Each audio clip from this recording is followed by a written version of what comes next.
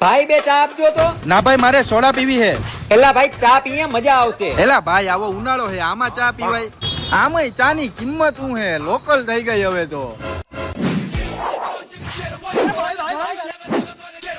ચા થોડીક મોરી હોય કે મીઠી હોય તો એના ઉપરથી ઝઘડો થઈ જાય અને પાછી એ જ ચાથી એ ઝઘડાનું સમાધાન થઈ જાય. કોઈ પણ મીટિંગ ફંક્શન પ્રસંગ હોય તો એમાં સૌથી મોખરે પેલા ચાનું સ્થાન હોય છે. કોઈને આવકારો આપવો હોય તો સૌથી પેલા ચાનું નામ લેવાય છે. ઘરે મહેમાન આવે તો ચા બનાવે. કોઈ પણ સગાવાલાને અંદરો અંદર મન દુઃખ થયું હોય તો એ મન દુઃખ દૂર કરવા માટે પણ ચાનો ઉપયોગ થાય છે. કોઈ પણ મહેફિલ સુની સુની લાગતી હોય એમાં ચા આવી જાય ને તો મહેફિલનો રંગ જામી જાય છે. સવારે ઉઠો તો ચા, માથું દુખે તો ચા, મોડી રાત સુધી જાગવું હોય તો ચા. ચા વેચી વેચીને માણસ કરોડપતિ બને છે. ચા વેચી વેચીને માણસ પ્રાઇમ મિનિસ્ટર બને છે. અને તું મને પૂછે છે કે ચાની કિંમત શું છે?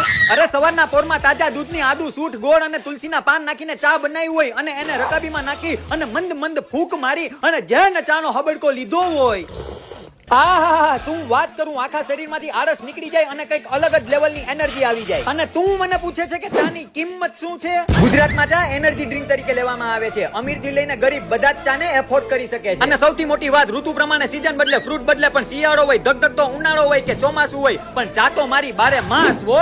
સવાર બપોર સાંજ, દિવસ હોય કે રાત, દિલમાં છે જેનું નામ, પીધા પછી લોકો કે વાહ, એ છે મારી રાણી ચા.